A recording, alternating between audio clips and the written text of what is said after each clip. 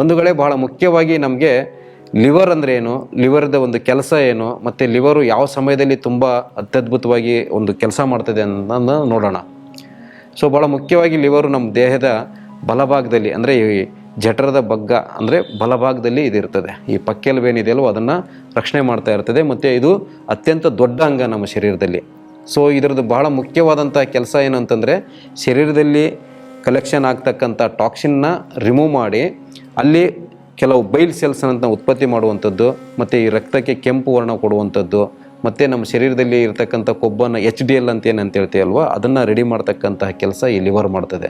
Liver is the liver of the body ಅಂತ ಹೇಳ್ತಾರೆ. ಅಂದರೆ liver is the liver of the life. ಅಂದರೆ liver ತುಂಬ ಚೆನ್ನಾಗಿದ್ದರೆ ನಾವು ತುಂಬ ಲಾಂಗ್ ಟರ್ಮ್ ಬದುಕ್ಬೋದು. ಅಂದರೆ ಆಯುಷ್ಯ ತುಂಬ ಚೆನ್ನಾಗಿರ್ಬೇಕಂದ್ರೆ ಲಿವರ್ನ ತುಂಬ ಚೆನ್ನಾಗಿ ಇಟ್ಕೋಬೇಕಾಗ್ತದೆ. Liver is the liver of the body. ಅಂದರೆ ಶರೀರವನ್ನು ತುಂಬ ಚೆನ್ನಾಗಿ ಇಟ್ಕೋಬೇಕಾದ್ರೆ ನಾವು ಲಿವರ್ನ ಅತ್ಯದ್ಭುತವಾಗಿ ಇಟ್ಕೋಬೇಕು. ಸೊ ಭಾಳ ಮುಖ್ಯವಾಗಿ ಈ ಲಿವರ್ನ ಕೆಲಸ ಏನಿದೆ ಅಲ್ವಾ, ರಾತ್ರಿ ಸುಮಾರು 1-3 ಗಂಟೆವರೆಗೆ, ಅಂದರೆ ಅಪ್ರಾಕ್ಸಿಮೇಟ್ಲಿ ಇದು ಸೂರ್ಯೋದಯ ಮತ್ತು ಸೂರ್ಯಾಸ್ತದ ಒಂದು ಸಮಯದಲ್ಲಿ ವ್ಯತ್ಯಾಸ ಆದಾಗ ಇದು ವ್ಯತ್ಯಾಸ ಆಗ್ತದೆ. ಸೊ ರಾತ್ರಿ ಯಾರು ನಿದ್ದೆಗೆಡ್ತಾರಲ್ವ ಅವರು ಬಾಡಿ ಡಿಟಾಕ್ಸಿಫೈ ಆಗೋದಿಲ್ಲ. ಸೊ ಅಂದರೆ ಅರ್ಥ ರಾತ್ರಿ 1-3 ಗಂಟೆವರೆಗೆ, ಮತ್ತು 1-11 ಗಂಟೆ, 11-3 ಗಂಟೆ ಯಾರು ಸರಿಯಾಗಿ ನಿದ್ದೆ ಮಾಡೋದಲ್ವ ಅವ್ರ ಶರೀರದಲ್ಲಿ ಈ ಪಿತ್ತ ಮತ್ತು ಏನು ಸಂಗ್ರಹ ಆಗ್ತದಲ್ವ ಹೊಟ್ಟೆಕೊಳ್ಳಿನ ಭಾಗದಿಂದ ಎದೆ ಭಾಗದವರೆಗೆ ಇರ್ತಕ್ಕಂಥ ಕಾಯಿಲೆಗಳು ಜಾಸ್ತಿ ಬರ್ತವೆ. ಅಂದರೆ ನಮಗೆ ಎಸಿಡಿಟಿ ಆಗುವಂಥದ್ದು ಈ ಥರದವು, ಮತ್ತು ಈ ಕಿಡ್ನಿ ಸ್ಟೋನ್ ಆಗುವಂಥದ್ದು, ಈ ಥರದ ಕಾಯಿಲೆಗಳೆಲ್ಲ ಬರ್ತವೆ. ಸೊ ಈ ಲಿವರು ಭಾಳ ಮುಖ್ಯವಾಗಿ ಕೆಡಕ್ಕೆ ಕಾರಣ ಏನಂತಂದರೆ, ಅತಿಯಾದಂತಹ ಆಲ್ಕೋಹಾಲ್ ಸೇವನೆ ಕೂಡ ನಮಗೆ ಲಿವರ್ನ ಹಾಳು ಮಾಡ್ತದೆ. ಹಾಗೆಯೇ ಧೂಮಪಾನ, ಮತ್ತು ಅತಿಯಾದಂಥ ಕೆಟ್ಟ ಕೊಬ್ಬನ್ನು ತಿನ್ನುವಂಥದ್ದು, ಹಾಗೆಯೇ ನಾವು ಈ ವೈರಲ್ ಇನ್ಫೆಕ್ಷನ್ಗಳಿಂದನೂ ಕೂಡ ನಮಗೇನಾಗ್ತದೆ, ಈ ಲಿವರ್ ಹಾಳಾಗ್ತದೆ. ಸೊ ಲಿವರ್ ಹಾಳಾದಾಗ ಏನಾಗ್ತದೆ ಅಂತಂದರೆ ಹೆಪಟೈಟಿಸ್. ಸೊ ಲಿವರ್ ಹಾಳಾಗ್ತದೆ.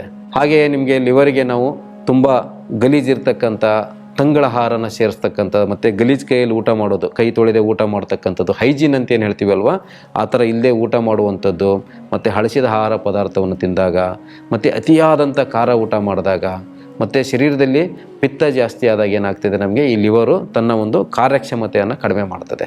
ಅಂದರೆ ಶರೀರದಲ್ಲಿ ಈ ಸೋಂಕಿನಿಂದ ಆಗಿರ್ಬೋದು, ವೈರಲ್ಲಿಂದ ಆಗಿರ್ಬೋದು, ಲಿವರು ನಮಗೆ ಹಾಳಾದಾಗ ಏನಾಗ್ತದೆ, ಅಲ್ಲಿ ಬೈಲ್ ಡಕ್ಟ್ ಅಂತ ಇರ್ತದೆ. ಅಂದರೆ ನಮ್ಮ ಲಿವರ್ ಕೆಳಭಾಗದಲ್ಲಿ ಅಲ್ಲಿ ನಿಮಗೆ ಈ ಬಿಲುರುಬಿನ್ ಅಂತ ಏನು ಹೇಳ್ತೀವಲ್ವ ಅದನ್ನು ಉತ್ಪತ್ತಿ ಮಾಡ್ತಕ್ಕಂಥ ಡಕ್ಟಿಗೆ ಅಡಚಣೆ ಆದಾಗ ಏನಾಗ್ತದೆ, ನಮ್ಮ ಶರೀರದಲ್ಲಿ ಅದು ಬಂದು ನಮಗೆ ಪಾಚಕ ರಸ ಮತ್ತು ಈ ಪಿತ್ತರಸ ಇವೆಲ್ಲ ಸೇರಿ ನಮಗೆ ಜೀರ್ಣಕ್ರಿಯೆಗೆ ಸಹಾಯ ಮಾಡೋಕ್ಕೆ ಈ ಒಂದು ಬಿಲುರುಬಿನ್ ಹೆಲ್ಪ್ ಮಾಡ್ತಾ ಇರ್ತದೆ. ಸೊ ಅಂಥ ಸಂದರ್ಭದಲ್ಲಿ ಜಾಸ್ತಿ ಬಿಲುರುಬಿನ್ ಏನಾದ್ರು ಉತ್ಪತ್ತಿ ಆದಾಗ ಏನಾಗ್ತದೆ, ಜೀರ್ಣಕ್ರಿಯೆಗೆ ಬೇಕಾದಂತಹ ಬಿಲುರುಬಿನ್ನ ಅದು ಪಡ್ಕೊಂಡು ಅತಿ ಹೆಚ್ಚಾದನ್ನ ರಕ್ತದ ಜೊತೆ ಸೇರಿಸಿದಾಗ ಏನಾಗ್ತದೆ, ನಮಗೆ ಈ ಅರ್ಶಿಣ ಮುಂಡಿಗೆ ಕಾಯಿಲೆ ಅಥವಾ ಈ ಕಾಮಾಲೆ ಬರೋಕ್ಕೆ ನಮಗೆ ಕಾರಣ ಆಗ್ತದೆ. ಸೊ ಲಿವರ್ ಹಾಳಾದಾಗ ಈ ಕಾಮಾಲೆ ಬಂದಾಗ ನಮಗೆ ಹೇಗೆ ಗೊತ್ತಾಗ್ತದೆ, ಅದ್ರ ಲಕ್ಷಣಗಳೇನಂತಂದರೆ, ಭಾಳ ಮುಖ್ಯವಾಗಿ ಈ ಚರ್ಮದ ಬಣ್ಣ ಆಗಿರ್ಬೋದು, ಉಗುರಿನ ಬಣ್ಣ, ಮತ್ತು ಕಣ್ಣು ಬಣ್ಣ ಎಲ್ಲ ಏನಾಗ್ತದೆ, ಹಳದಿ ಆಗ್ತಾ ಹೋಗ್ತದೆ. ಹಾಗೆ ಕೆಲವರಿಗೆ ಜ್ವರ ಬರ್ತದೆ, ಇನ್ನು ಕೆಲವರಿಗೆ ವಾಮಿಟ್ ಆಗ್ತದೆ, ಹಾಗೆ ಕೆಲವ್ರಿಗೆ ಏನಾಗ್ತದೆ, ಹಸಿವೇನೇ ಆಗೋದಿಲ್ಲ. ಆಮೇಲೆ ರಕ್ತದ ಅಂಶ ಕಡಿಮೆ ಆಗಿ ಏನಾಗ್ತದೆ, ಕೆಲವರಿಗೆ ಸುಸ್ತು ಮತ್ತು ನಿದ್ರೆ ಬರುವಂಥದ್ದು, ಈ ರೀತಿ ಸುಮಾರು ಲಕ್ಷಣಗಳು ನಮಗೇನಾಗ್ತವೆ ಈ ಒಂದು ಲಿವರು ಅಥವಾ ಈ ಜಾಂಡಿಸ್ ಕಾಯಿಲೆ ಬಂದಾಗ ನಮ್ಗೆ ಗೊತ್ತಾಗ್ತದೆ ಸ್ನೇಹಿತರೆ. ಸೊ ಹಾಗಾಗಿ ನಾವು ಈ ಜಾಂಡಿಸ್ ಕಾಯಿಲೆ ಬರದೇ ಇರೋ ಥರ ನೋಡ್ಕೋಬೇಕು, ಮತ್ತು ಲಿವರ್ನ ತುಂಬ ಆರೋಗ್ಯಯುತವಾಗಿ ಇಟ್ಕೋಬೇಕು ಅಂತಂದರೆ, ಈಗೇನು ನಾವು ಕಾರಣಗಳನ್ನು ತಿಳ್ಕೊಂಡವಲ್ವಾ, ಈ ಮಲಿನತೆ ಇಂದ ಆಚೆ ಇರುವಂಥದ್ದು, ಮತ್ತು ಹೈಜೆನಿಕ್ ಅಂದರೆ ನಾವು ಕೈ ತೊಳ್ಕೊಂಡು ಊಟ ಮಾಡುವಂಥದ್ದು, ನಿತ್ಯ ಸ್ನಾನ ಮಾಡುವಂಥದ್ದು, ಮತ್ತು ಅತಿ ಖಾರವನ್ನು ಕಡಿಮೆ ಸೇವನೆ ಮಾಡುವಂಥದ್ದು, ಖಾರ ಕಡಿಮೆ ಸೇವನೆ ಮಾಡುವಂಥದ್ದು, ಹಾಗೆ ಈ ವೈರಲ್ ಇನ್ಫೆಕ್ಷನ್ಗಳಿಂದ ದೂರ ಇರತಕ್ಕಂಥದ್ದು, ಮತ್ತು ಲಿವರ್ಗೆ ಬೇಕಾದಂತಹ ಪೋಷಕಾಂಶಗಳು, ಅಂದರೆ ನಮಗೇನು ಲಿವರ್ನ ತುಂಬ ಚೆನ್ನಾಗಿರೋಕ್ಕೆ ಏನು ಆಹಾರ ಪದಾರ್ಥಗಳನ್ನು ಊಟ ಮಾಡ್ತೀವಲ್ವ ಆ ಥರ ಊಟ ಮಾಡುವಂಥದ್ದು, ಇದನ್ನೆಲ್ಲ ಮಾಡಿದಾಗ ಏನಾಗ್ತಿದೆ, ನಮಗೆ ಈ ಲಿವರು ತುಂಬ ಆರೋಗ್ಯಯುತವಾಗಿದ್ದು ನಮ್ಮ ದೀರ್ಘಾಯುಷ್ಯವನ್ನು ಕೊಡ್ತದೆ ಲಿವರು. ಆಮೇಲೆ ರಾತ್ರಿ ನಿದ್ದೆಗೆಡೋದನ್ನ ಅವಾಯ್ಡ್ ಮಾಡಬೇಕು. ರಾತ್ರಿ ಯಾವತ್ತೂ ಕೂಡ ನಾವು ನಿದ್ದೆ ಮಾಡಬೇಕು. ಅಂದರೆ ಒಂದು 10ರಿಂದ ಸುಮಾರು ಒಂದು 3-4 ಗಂಟೆವರೆಗೆ ಕಂಪಲ್ಸರಿ ನಿದ್ದೆ ಮಾಡಬೇಕು ಅಂತ ಹೇಳ್ತೈತೆ ಆಯುರ್ವೇದ. ಆದರೆ ನಾವೇನು ಮಾಡ್ತೀವಿ, ಕೆಲವು ಈ ಶಿಫ್ಟ್ಗಳಲ್ಲಿ ಕೆಲಸ ಮಾಡೋರೆಲ್ಲ ರಾತ್ರಿ ನಿದ್ದೆಗೆಟ್ಟಾಗ ಏನಾಗ್ತದೆ, ನಮ್ಮ ಶರೀರದಿಂದ ವಿಷಕಾರಿ ಅಂಶಗಳ ಆಚೆ ಹೋಗ್ದೇ ನಮ್ಮ ಶರೀರದಲ್ಲಿ ಸಂಗ್ರಹ ಆಗಿ ನಮಗೆ ಈ ಲಿವರ್ನ ತೊಂದರೆ ಬರ್ತಕ್ಕಂಥ ಸಮಸ್ಯೆಗಳಿರ್ತವೆ. ಸೊ ಹಾಗಾಗಿ ಸ್ನೇಹಿತರೆ, ಈಗ ಲಿವರ್ನ ಸ್ವಲ್ಪ ಪ್ರಮಾಣದಲ್ಲಿ ನಮಗೆ ಇವತ್ತು ಪ್ರಾರಂಭಿಕ ಹಂತದಲ್ಲಿ ಏನಾಗಿದೆ, ಈ ಜಾಂಡಿಸ್ ಬಂದಿದೆ. ಮತ್ತು ಅಥವಾ ಈ ಶರೀರದಲ್ಲಿ ಲಿವರ್ದು ಯಾವುದೋ ಕಾರಣಾಂತರಗಳಿಂದ ಈ ಒಂದು ಮದ್ಯಪಾನದ ಸೇವನೆಯಿಂದನೋ ಅಥವಾ ಅತಿಯಾದಂತಹ ಖಾರದ ಸೇವನೆಯಿಂದನೋ ಅಥವಾ ಒಂದು ಜ್ವರದಲ್ಲೋ ಅಥವಾ ಈ ರಾಸಾಯನಿಕಯುಕ್ತವಾದ ಕೆಲವು ಮಾತ್ರೆಗಳನ್ನು ನಾವು ತೊಗೊತೀವಲ್ವ, ಅದರಿಂದನೂ ಕೂಡ ಕೆಲವರಿಗೆ ಈ ಲಿವರ್ದು ಸ್ವಲ್ಪ ಫಂಕ್ಷನ್ ಹಾಳಾಗ್ತದೆ. ತಮಗೆಲ್ಲ ಗೊತ್ತಿರಬೇಕಾದ್ರೆ ಈ ರಾಸಾಯನಿಕ ಮಾತ್ರೆಗಳ ಮೇಲೇ ಬರೆದಿರ್ತಾರೆ, ಪ್ರಿಂಟ್ ಮಾಡಿರ್ತಾರೆ ಅದರ ಮೇಲೆ, it's injurious to liver, it's injurious to ಬೇರೆ ಬೇರೆ ಅಂಗಗಳ ಹೆಸರೆಲ್ಲ ಬರೆದಿರ್ತಾರೆ. ಸೊ ಅಂಥ ಮಾತ್ರೆಗಳನ್ನು ತೊಗೊಂಡಾಗಲೂ ಕೂಡ ನಮ್ಮ ಲಿವರ್ ಹಾಳಾಗಿದಾಗ ಏನು ಮಾಡಬೇಕು ಅಂತಂದರೆ, ಬಹಳ ಮುಖ್ಯವಾಗಿ ನಾವು ಲಿವರ್ಗೆ ಒಂದು ಅತ್ಯದ್ಭುತವಾದಂತಹ ಔಷಧಿ ಅಂತಂದರೆ ನಮ್ಮ ಮನೆಯಲ್ಲೇ ಸಿಗ್ತಕ್ಕಂಥದ್ದು ಅಥವಾ ನಮ್ಮ ಸುತ್ತಮುತ್ತ ಮತ್ತು ಇಡೀ ದೇಶದಲ್ಲಿ ಎಲ್ಲರಿಗೂ ಚಿರಪರಿಚಿತವಾದಂತಹ ಸಸ್ಯ ಯಾವುದು ಅಂತಂದರೆ ಭೂಮಿ ಆಮ್ಲ ಅಂತ ಸಿಗ್ತದೆ ಸ್ನೇಹಿತರೆ. ಇದು ಭೂಮಿ ಆಮ್ಲ ಅಂತಂದರೆ ನೆಲನೆಲ್ಲಿ ಅಂತ ಹೇಳ್ತಾರೆ, ಮತ್ತು ಕಿರುನೆಲ್ಲಿ ಅಂತ ಹೇಳ್ತಾರೆ. ಹಾಗೆ ಇದಕ್ಕೆ ತುಂಬ ಸ್ಟೋನ್ ಬ್ರೇಕರ್ ಅಂತಲೂ ಹೇಳ್ತಾರೆ ಕೆಲವರು. ಅಂದರೆ ಇದು ಸ್ಟೋನ್ನು ಕೂಡ ನಮಗೆ ಕಡಿಮೆ ಮಾಡ್ತದೆ. ಅಂದರೆ ಈ ಪಿತ್ತಕೋಶದಲ್ಲಿ ಕಲ್ಲಾಗಿರ್ಬೋದು ಅಥವಾ ಗಾಲ್ ಬ್ಲಾಡರಲ್ಲಿ ಅಥವಾ ನಮಗೆ ಈ ಕಿಡ್ನಿಯಲ್ಲಿ ಕಲ್ಲಾದರೂ ಕೂಡ ಇದ್ರ ಜೊತೆಗೆ ಬೇರೆ ಕೆಲವು ಕಾಂಬಿನೇಷನ್ಸ್ ಮಾಡಿಕೊಟ್ಟಾಗ ಏನಾಗ್ತದೆ, ಸ್ಟೋನು ಕೂಡ ಕರಗ್ತದೆ. ಸೊ ಇದನ್ನು ಹೇಗೆ ಮಾಡ್ಕೋಬೇಕು ಅಂತಂದರೆ, ಬಹಳ ಮುಖ್ಯವಾಗಿ ನಮಗೆ ಲಿವರ್ ಫಂಕ್ಷನ್ ಹಾಳಾದಾಗ ಅಥವಾ ಜಾಂಡೀಸು ಅರ್ಶಿನ ಮುಂಡಿಗೆ ಬಂದಾಗ ಸುಮಾರು 1-2 ಚಮಚದಷ್ಟು ರಸನ ನಾವು ನಿತ್ಯ ಖಾಲಿ ಹೊಟ್ಟೆಯಲ್ಲಿ ಬೆಳಗ್ಗೆ ಮತ್ತು ಸಂಜೆ ದೇಶಿ ಹಸುವಿನ ಒಂದು ಮೊಸರಿಗೆ ಹಾಕ್ಕೊಂಡು ನಿತ್ಯ ಸೇವಿಸ್ತಾ ಬಂದರೆ ಏನಾಗ್ತದೆ, ನಮಗೆ ಲಿವರ್ ಆರೋಗ್ಯ ಸುಧಾರಣೆ ಆಗ್ತಾ ಬರ್ತದೆ. ಇದು ಏನು ಪ್ರಾರಂಭಿಕ ಹಂತದಲ್ಲಿರೋದು ಮತ್ತು ಈ ಲಿವರ್ಗೆ ಇನ್ಸ್ಪೆಕ್ಷನ್ ಆದಾಗ.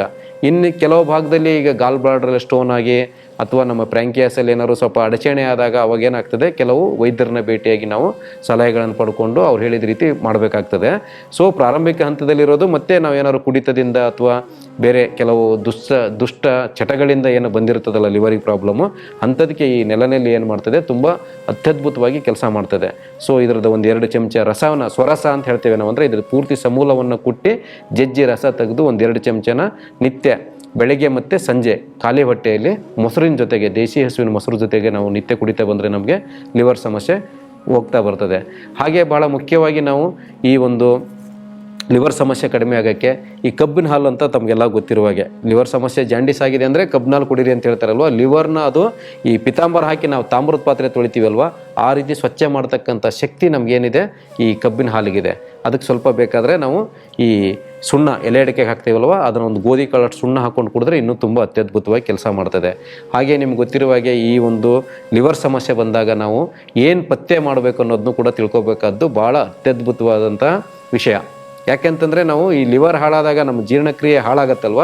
ಸೊ ಅಂಥ ಸಂದರ್ಭದಲ್ಲಿ ನಾವು ಶರೀರಕ್ಕೆ ಈ ಏನದು ಲಿವರ್ ಏನೇನು ಕೆಲಸ ಮಾಡ್ತಾ ಇರುತ್ತಲ್ವ, ಆ ಕೆಲಸನ ಕಡಿಮೆ ಕೊಡಬೇಕಾಗ್ತದೆ. ನಮ್ಮ ಶರೀರದ ವಿಶೇಷತೆ ಏನಂತಂದರೆ ಸ್ನೇಹಿತರೆ, ಕೆಲವು ಅಂಗಗಳಿಗೆ ನಾವು ತುಂಬ ಕೆಲಸ ಕಡಿಮೆ ಕೊಟ್ಟಾಗ ಅವು ತಮ್ಮಷ್ಟಕ್ಕೆ ತಾವೇ ಸರಿ ಮಾಡ್ಕೊಳ್ತಕ್ಕಂಥ ವ್ಯವಸ್ಥೆ ನಮ್ಮ ಶರೀರದಲ್ಲಿದೆ.